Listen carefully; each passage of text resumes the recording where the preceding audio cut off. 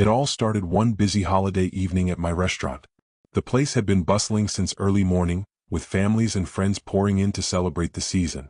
My name is Alex, and I've been the owner of this restaurant for the past few years. It's been in my family for generations, and I've worked my whole life here. My grandparents started the business, my parents took over, and then, after they retired, they handed it down to me. I've always prided myself on making this restaurant a place where people could experience great food, an exceptional atmosphere, and personal service. Over the years, I've made a lot of changes to keep up with trends and keep things fresh. But one thing hasn't changed: the integrity of how we treat customers, no matter who they are. I'm the kind of owner who doesn't sit in the back office and delegate everything. On nights like this, I'm on the floor with my staff, helping out wherever needed, greeting guests, bussing tables, even cleaning up the restrooms. I love it, and it keeps me grounded. So, on this particular evening, I was greeting guests at the entrance when a group of 6 women walked in. 5 of them appeared to be in their early 20s, and the leader of the group, who was in her mid-20s, was carrying herself with a kind of confidence I'd seen 1,000 times before. This wasn't the first time we'd had large groups walk in without a reservation, but what caught my attention was how this woman, whom I'll call Karen, was speaking about the restaurant to her friends.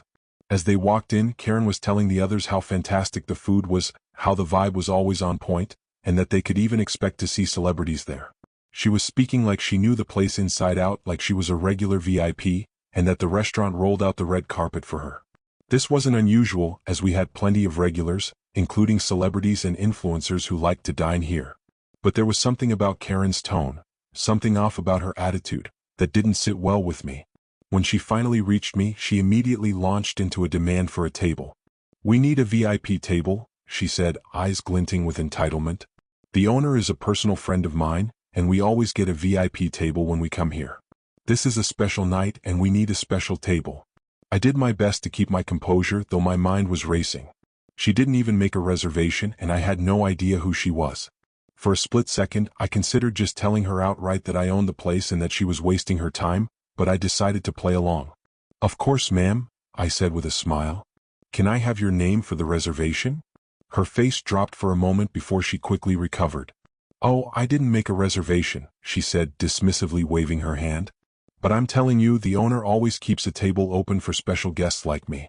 He knows who I am." I had to hold back a laugh. I knew every guest who had access to a VIP table. This woman wasn't one of them. Still, I didn't want to embarrass her in front of her friends. So, I gave her the benefit of the doubt. "I'm afraid we don't have any tables available at the moment," I said, keeping my tone polite. But Karen wasn't having any of it. Her demeanor shifted from friendly to demanding in an instant. "This is ridiculous," she snapped. "I know the owner. I'll have your job for this. You'll be cleaning toilets by the end of the week. You can't treat people like this." Her friends laughed in the background, feeding into her theatrics. At this point, I was beginning to feel a mix of frustration and amusement. I had 3 choices in that moment. I could tell her I was the owner and shut this whole thing down. I could give her what she wanted and let the situation slide. Or I could do something a little more creative. Something that would teach Karen a lesson she wouldn't forget. I was angry, but I decided that it was time for some payback. I chose the third option. "Of course, ma'am," I said with a pleasant smile. "Please follow me. I'll seek you at one of our special tables." Karen looked surprised for a moment but quickly regained her confident air. "I knew you'd see sense," she said with a smirk. I led her and her group to one of the VIP tables. This table was usually reserved for celebrities, high-profile clients, or very special occasions. The reservation for it was extremely difficult to get, and people often had to book months in advance. But tonight, I was going to turn it into a lesson for Karen and her group. As I seated them, I told them that the first 3 rounds of drinks would be on the house as a courtesy. "Just to make sure you're comfortable," I added smoothly. "I'll be checking in with you throughout the evening." They seemed pleased, and Karen gave me a nod of approval. She didn't realize, though, that I wasn't just being accommodating. I was setting the stage for a night she wouldn't forget. After I took their orders, I informed them that the meal might be a little delayed due to the restaurant's popularity that night. The girls didn't seem to mind, so I left them to enjoy their drinks. As the evening wore on, I couldn't help but overhear their conversation. They were discussing everything from my role as a waiter to their plans for the evening, all while sipping on the free drinks I'd given them. One of the girls, who I assumed was Karen's sidekick, asked me if I ever felt like my life was meaningless because I worked as a waiter. I couldn't believe what I was hearing. At that moment, I realized that I wasn't just dealing with entitled customers, I was dealing with people who had no respect for anyone who wasn't on their level. This was no longer about a simple misunderstanding, it was about teaching them a lesson they would never forget. As I made my way back to the kitchen to check on the rest of the orders, I couldn't stop thinking about the group of girls sitting at the VIP table. Karen had already proven to be entitled, but now her little entourage was starting to show the same lack of respect. I overheard snippets of their conversation as I passed by their table on my rounds, and each comment was more condescending than the last. It was as if they thought I was invisible, just a lowly waiter, there to serve them without a second thought. They spoke freely about how they could get away with anything in a place like this, as though they had special privileges. As they drank more and the evening wore on, they began getting louder. At one point, one of Karen's friends leaned over to me as I was checking in and asked if I thought my life was meaningless because I worked as a waiter. The remark stung, and for a moment I was tempted to snap back. But instead, I took a deep breath, reminded myself of my plan, and smiled. I would make them regret these words, but I'd do it with style. The drinks were flowing freely, and they seemed more interested in ordering cocktails than in the food. I noticed that they weren't really eating much, just nibbling on salads and drinking round after round of expensive cocktails. By the time the appetizers arrived, they had already consumed 3 rounds of drinks, and I wasn't surprised when they ordered 2 more. I overheard them again, whispering among themselves, saying things like, "This waiter is such a pushover. He'll give us whatever we want." It was getting harder to stay patient. They had no idea who I was, and they were making fun of me without knowing anything about the work I'd put into building this place.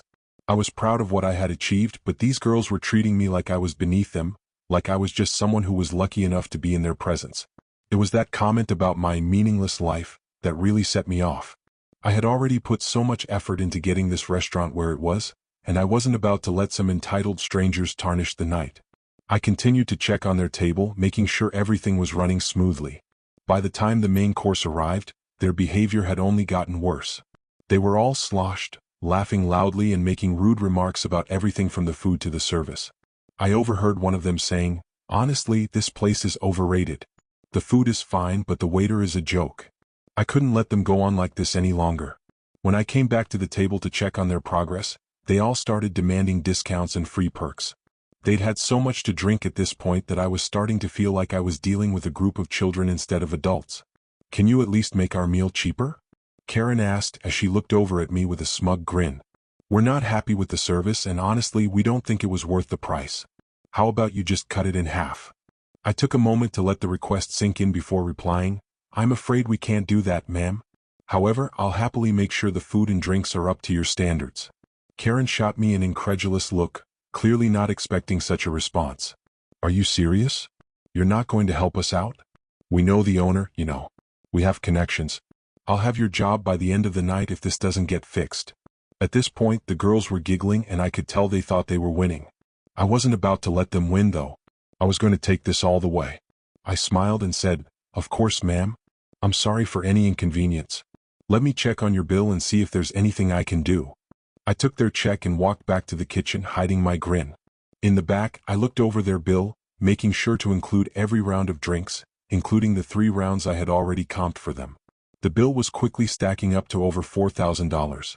But instead of feeling bad about it, I couldn't help but feel a sense of satisfaction. These women thought they could walk all over me, but I was about to give them a taste of their own medicine. When I returned to their table, I handed Karen the bill with a calm smile. I watched as her eyes widened and her jaw dropped. "This is a joke, right?" she asked, looking up at me in disbelief. "This can't be right. I didn't order all of this." "Oh, but you did," I said, still smiling. "You ordered every single drink on that bill, and as I mentioned, the table you're sitting at is a VIP one. It comes with a different menu, and the prices aren't displayed. Those oysters you ordered? $120 a piece. All of the cocktails? Very expensive. But don't worry, the first 3 rounds were on the house as promised." Karen was in shock. She immediately summoned one of her friends to look over the bill, and they all started trying to add up the totals on their phones. The more they looked, the more they realized the truth. They had drunk far more than they had anticipated. Karen tried to deflect and claim that something had gone wrong, but her face was pale as she scanned the bill in disbelief. "Is there something wrong?" I asked, feigning confusion. "You seemed perfectly happy when you were ordering your drinks." Karen stormed off to the restroom, probably trying to figure out how she could weasel her way out of this situation. I stayed calm, knowing exactly how this was going to play out. When she came back, her makeup was smeared and she was clearly upset. "This is unacceptable," she shouted. "This food is terrible and the drinks are awful. You need to reduce this bill." She went on and on about how I should cut the bill in half, but I simply refused. When she threatened to call the owner, I didn't flinch. "Why don't we call him together?" I said, raising an eyebrow. "Let's see what he thinks of your demands." That's when I told her flatly, "I'm the owner." The room fell silent. The shock on her face was priceless. I had successfully flipped the script, and now it was time to finish this. I wasn't just some waiter she could walk all over. I wasn't going to let her walk out of here without paying for the trouble she caused. The tension in the air was palpable as Karen stood frozen, her face contorted in disbelief. For a moment I thought she might faint. After all, she had just spent the last half hour trying to convince me, someone she thought was just a lowly waiter, that she had the power to control the situation, only to realize that the person she was trying to manipulate was the very person who owned the restaurant. "I'm the owner," I repeated, watching as her face shifted from shock to something resembling anger. The other girls at the table fell silent too, their expressions shifting to a mix of confusion and embarrassment. For a moment, no one spoke, and I could hear the distant hum of chatter from the other tables, the clinking of glasses, and the soft shuffle of servers in the background. Karen's eyes darted from the bill to me, then back to her friends as though trying to process the reality of what had just happened. You own this place?" she stammered, her voice rising in pitch, clearly struggling to regain control of the situation. "Yes, I do," I said, keeping my tone calm, almost casual. "And you've been sitting at one of the VIP tables tonight, which, as you now know, is reserved for high-profile guests and comes at a premium." For a second, Karen seemed to falter. She opened her mouth, probably to say something defensive, but then closed it again. I could see the wheels turning in her mind as she tried to figure out a way out of this mess. She had been so sure of herself, so confident that her bluff would work, and now she had no choice but to face the reality that her scheme had fallen apart. "Look," she began, her voice trembling slightly as she tried to regain her composure. I didn't mean for this to escalate like this. Can we just settle this like adults? Maybe we can come to some kind of arrangement." I could see the desperation in her eyes now. She wasn't just embarrassed anymore, she was scrambling to find a way to save face. The other girls around her seemed to be caught in the same whirlwind of confusion and anxiety, but none of them spoke up, probably too embarrassed to get involved in what was clearly about to become a confrontation. "Settle this like adults?" I repeated, raising an eyebrow. "You've been disrespectful to me, to my staff, and to the restaurant I've spent years building. And now, after making demands, you think I should just let you off the hook because you want to play nice." The words stung, but they were necessary. I wasn't about to let Karen off easy. She had used her supposed connection to the owner to bully her way into a VIP seat, belittling me and my staff in the process. Now that the tables had turned, it was time for her to face the consequences of her actions. She began to protest, her voice shaky. I didn't mean to offend you. I thought you'd just give us a break, you know? I thought we were on the same page." Her words were stumbling over each other now, like she was trying to convince herself more than anyone else. "I'm afraid we're not on the same page," I replied, my voice firm.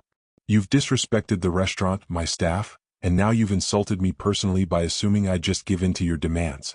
You don't get to walk in here, make a scene, and then expect me to bend over backwards for you. That's not how things work." Karen's face flushed a deep red. It was clear now that she had underestimated me, and the humiliation of being caught was starting to sink in. She quickly turned to one of her friends, who was nervously shifting in her seat, and muttered something under her breath. The friend didn't respond, likely too shocked by the turn of events to even know what to say. I gave Karen a moment to process, and when it was clear she wasn't going to try to backpedal any further, I leaned in slightly and said, "You can pay your bill or I can call the cops. It's up to you." She blinked, taken aback by my straightforwardness. You're serious?" she asked, as though she couldn't comprehend the situation. "I've never been more serious," I said. "I'll be happy to call a car service to get you home if you'd prefer, but the bill must be paid in full, or I'll be forced to take other action." The other girls at the table were looking at me now with wide eyes, the gravity of the situation clearly dawning on them. They had been along for the ride, following Karen's lead without questioning her authority, but now they were stuck in the middle of something they likely never expected. I wasn't sure if they were truly shocked or just embarrassed by their friend's behavior, but either way it didn't matter. They had to face the consequences too. Karen hesitated for a moment, her eyes darting around the table before she finally sighed in defeat. "Fine," she muttered, her voice barely above a whisper. "I'll pay." I could see her jaw clench as she grabbed her credit card, clearly not happy with the situation but knowing she had no other option. She passed it to me and I took it without a word. When I returned with her card and the receipt, I watched as she signed, her face pale and defeated. It was hard to feel sorry for her. She had played a dangerous game and had lost. As I handed her the receipt, I smiled politely, though the satisfaction of watching her squirm was bittersweet. "Thank you for your understanding, ma'am. Have a good night." And with that, I turned to leave, but not before hearing the unmistakable sound of Karen muttering to her friends, "I can't believe this is happening." I didn't look back. As I walked away, I could hear the whispers from her group, and I knew this was the last time they'd try to pull a stunt like this at my restaurant. Word would spread fast about what had just happened, and Karen's reputation would likely suffer in ways she couldn't have predicted. But more than that, I knew I had sent a message. It wasn't just about the money or the bill, it was about respect. You don't get to treat people poorly assuming they're beneath you and expect to walk away without consequences. I wasn't going to let her get away with her entitled behavior, and I wasn't about to back down from teaching her a lesson she'd never forget. As I returned to my duties, I felt a small sense of satisfaction. The restaurant was mine and I'd make sure it stayed that way. The days that followed Karen's encounter at the restaurant were filled with a strange mix of anticipation and reflection. I had spent the better part of the week thinking about what had happened, wondering if I had gone too far. It wasn't in my nature to hold grudges or retaliate, but the way she treated me and my staff had been so disrespectful that I felt justified in my actions. At the end of the day, I knew I had made the right choice. It wasn't just about Karen trying to force her way into a VIP table or the money they owed. It was about standing up for myself, my business, and the hard-working people who helped make the restaurant a success. I wasn't going to let anyone walk all over us. But as the week wore on, I began to feel a sense of unease creeping in. It was around Tuesday when I received a phone call from my bartender, Mia. Her voice was tight, almost nervous. "Hey, you might want to know," she said, "but there's a guy here looking for you. He says he's Karen's husband." A lump formed in my throat as I put down my drink and stood up from the table. "What does he want?" I asked, my mind already racing. "He says he wants to talk about the bill," Mia replied. "He doesn't seem too happy." I had expected some sort of fallout, but I hadn't anticipated this. I took a deep breath, trying to center myself. "I'll be right there," I said, walking briskly to the front of the restaurant. When I reached the bar, I saw the man standing there, arms crossed, looking like he was ready to explode. He was tall, broad-shouldered, and dressed in a high-end suit, but there was an arrogance about him that made me uneasy. I approached him, trying to keep my tone professional. "Can I help you?" I asked, forcing a smile. He turned to face me, his jaw clenched. "You're the owner, right? The one who made my wife pay that ridiculous bill." I nodded. "That's correct. I'm the owner. Is there something I can do for you?" His face reddened and he took a step closer, his voice rising. "Yeah, you can explain why the hell you're trying to rip my wife off. Do you know who I am? I don't take kindly to people treating my family like that." I took a step back, holding up a hand.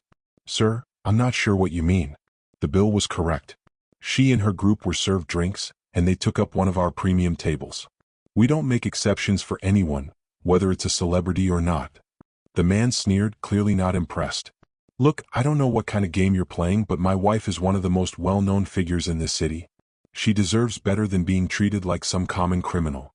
I bit my tongue to keep from laughing. "I'm sure she's very important," I said, "but that doesn't change the fact that she tried to scam us into giving her a table without a reservation, then ran up a bill that she had to pay. I don't care who you are, rules are rules." His eyes widened and he stepped back, almost as though he hadn't expected me to stand my ground. "You really think you can just talk to me like that?" he spat. "My wife's not some small-time nobody. You're going to regret this." I met his gaze and said, "I'm not scared of you or your threats. I own this restaurant and I've worked hard to make it successful.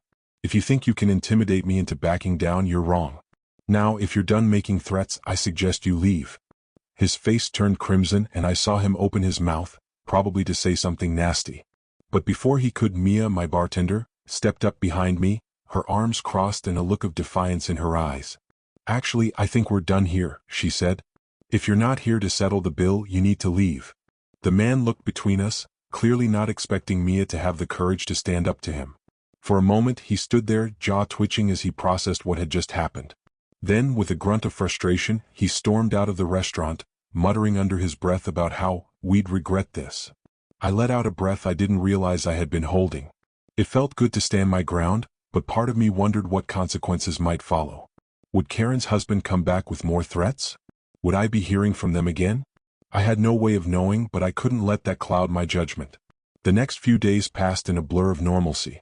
Business was as usual, and though I could sense a bit of tension in the air among the staff, it didn't take long for things to settle.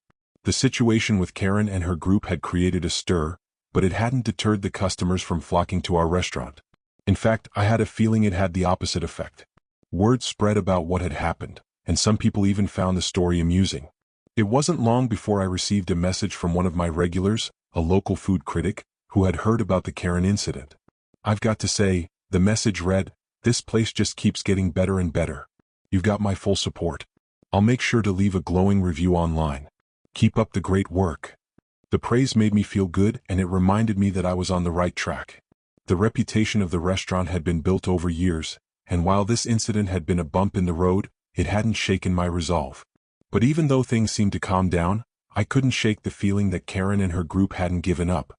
I knew it wasn't over. There was still a chance they might come back or at least try to smear my name. But I was ready for whatever came my way. This restaurant wasn't just a business, it was a legacy, and I would defend it to the end.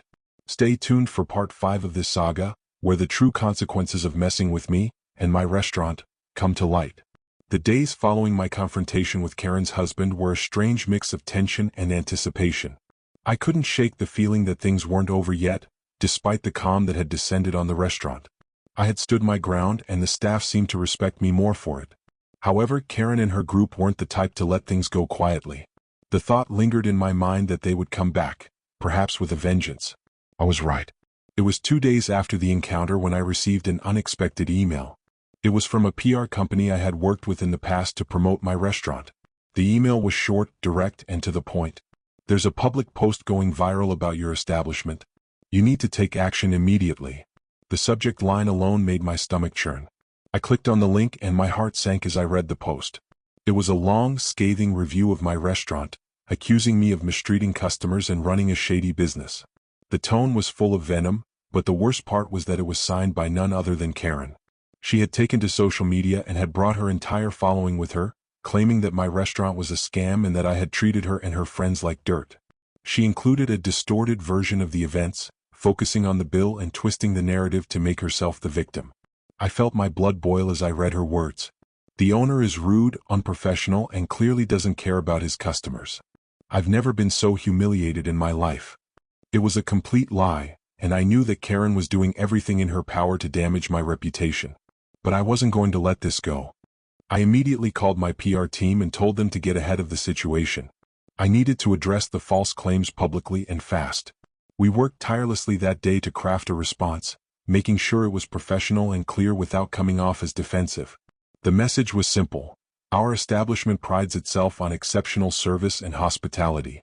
What occurred was a misunderstanding between a guest and our staff. We are always willing to listen to feedback and resolve issues in a respectful manner, but we will not tolerate false accusations aimed at damaging our reputation. I authorized them to post this on our website and across our social media platforms. I also personally made a public post explaining the situation and offering my version of events. I made sure to mention that I had never seen Karen before that night and that the VIP table was not given to anyone without a reservation. I included a link to the original bill as evidence that everything was charged correctly. The response was overwhelming. People began to come out in support of the restaurant, leaving positive reviews and flooding our social media with comments defending us. Some of the patrons who were there that night even stepped forward, offering their accounts of what had happened, corroborating my version of events. It was heartwarming to see the community rally behind us, but I knew that Karen and her group wouldn't let this go so easily. Sure enough, the following evening, Karen showed up at the restaurant with a lawyer in tow. I had been expecting this. She walked in with her usual sense of entitlement, and I could see the anger in her eyes as soon as she spotted me behind the bar. Her lawyer, a middle-aged man in a stiff suit, approached me first. "We are here to discuss the defamatory comments you made on social media," the lawyer said coldly, taking a seat across from me. "My client believes she was wronged that night, and she demands compensation for the emotional distress caused by your behavior. I took a deep breath, steadying myself. I've already addressed this matter publicly, I replied calmly. I've explained what happened, and I'm not going to apologize for treating a customer with respect when they chose to treat my staff poorly. Karen's eyes narrowed as she glared at me from across the table. You think you're some big shot now, don't you? All because you own this place. But you're nothing more than a lowly waiter who got lucky. You're just like the rest of them. I could feel my patience wearing thin, but I maintained control. Karen, I've been working in this restaurant since I was 15 years old. This place means more to me than anything else, and I won't let you smear its name with lies. Her lawyer interjected, trying to steer the conversation back to legal matters. We are prepared to file a lawsuit for defamation if this matter is not resolved to our client's satisfaction. My client insists on a formal apology and a monetary settlement for the distress caused by your actions. I leaned back in my chair, my thoughts racing. I wasn't about to give in to their demands. Not now, not after everything that had transpired. I knew what needed to be done. I won't be apologizing for standing my ground, I said firmly. I've already made it clear that what happened was a misunderstanding, and I'm not responsible for your client's emotional distress.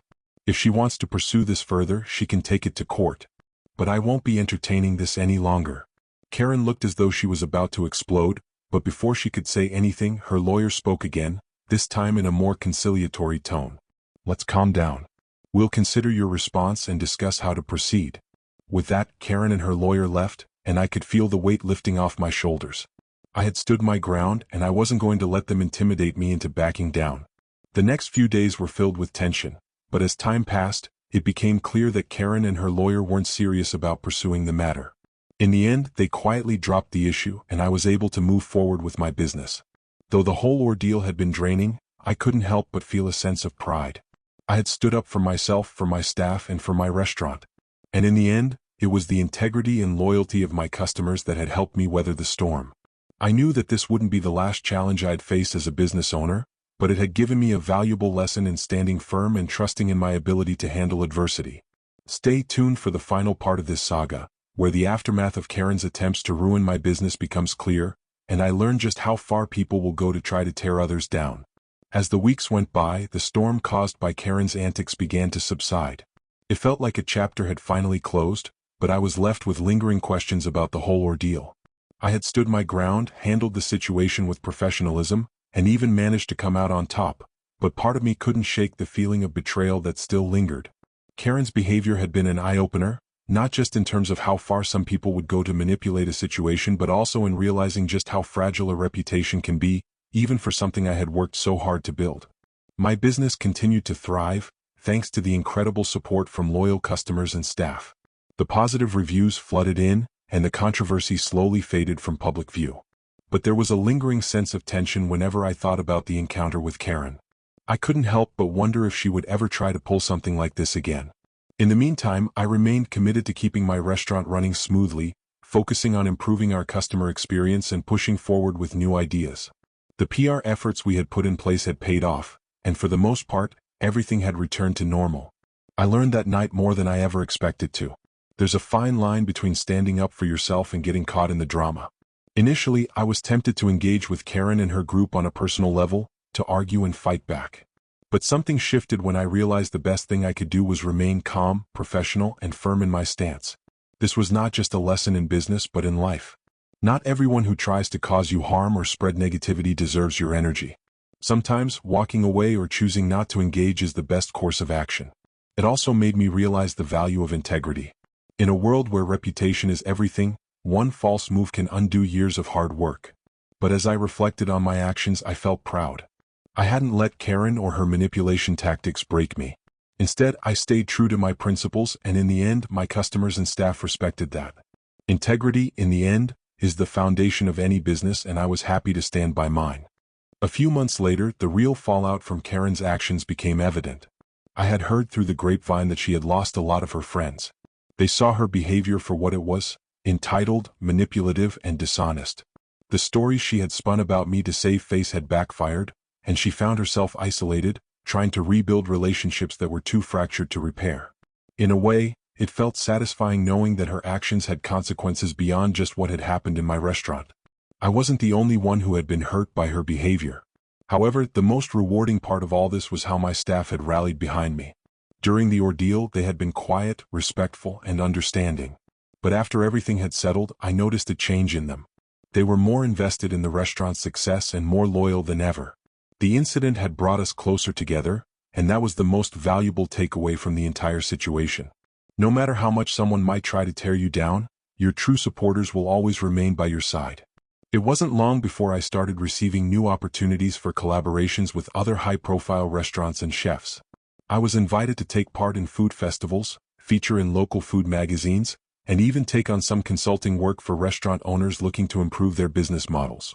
As my restaurant gained more exposure, I also learned the importance of delegating. It was time to take a step back and trust my team to handle things when I wasn't around. I couldn't do everything on my own, and the past few months had taught me that delegation was a crucial skill. Looking back, I now see how much that one night impacted my growth both personally and professionally. It was a test of character, and I passed. I was able to protect my reputation, keep my integrity intact, and stand up for what was right. I think that's what really made all the difference in the end. When the dust settled, I had become a stronger, more confident business owner, but more importantly, I had become a better person. I realized that life, much like business, is about more than just making money or winning arguments. It's about maintaining your values, staying true to who you are, and not allowing others to dictate your worth. In those moments of uncertainty, I found clarity in knowing that no matter what, I had control over how I responded. And that response, guided by patience, resilience, and integrity, would always lead me to the right outcome. As the year went on, things only got better. The holidays that followed were busier than ever, and the restaurant continued to be a popular destination. I had learned to trust the process, trust my instincts, and most importantly, trust the people who had supported me from the beginning. I realized that not every battle is worth fighting. Sometimes, letting go of the drama and focusing on the positive is all you need to come out ahead. In the end, Karen had not only lost the respect of others, but she had also lost out on a valuable lesson. One she could never learn because she was too wrapped up in her own lies to see the truth. As for me, I knew this chapter of my life had taught me everything I needed to know about standing firm in my beliefs, handling conflict with grace, and rising above the petty games people try to play. I still run the restaurant today, stronger than ever, and with a clear sense of direction. The world may try to throw challenges my way, but I now know that with integrity and a steady heart, there's nothing that can't be overcome. The story highlights several important life lessons that can resonate deeply with an older audience. First, it teaches the value of integrity and self-respect in the face of adversity. The protagonist, despite being belittled and manipulated by someone trying to take advantage, chose to remain calm, professional, and firm in their principles. In life, no matter how much pressure or criticism one faces, maintaining your dignity and not compromising on your values is crucial. The story also emphasizes the power of choosing how to respond to negativity. Rather than retaliating with anger or defensiveness, the protagonist chose to turn the situation around with wisdom, allowing them to gain respect and keep their peace of mind. Lastly, the tale reinforces the importance of surrounding oneself with loyal supporters. Whether in business or personal life, true friends and colleagues who stand by you in tough times are irreplaceable. As we age, we learn that life is not just about accumulating wealth or success, but about building meaningful relationships, maintaining integrity, and learning from each experience. This story reminds us that personal growth often comes from overcoming challenges with grace and resilience. No matter our age, it's never too late to embrace these values and find peace and fulfillment in our actions. Thank you for watching. If you found value in today's video, go ahead and leave a comment with a 1 to let me know. I'd love to hear your thoughts and how this story impacted you. Don't forget to hit that subscribe button so you never miss an update, and please like and share this video with others who could benefit from it. It really helps support the channel and spread the message. And finally, feel free to share your feelings about the video in the comments. I'd love to hear how it resonated with you. Thanks again for being here, and I'll see you in the next one.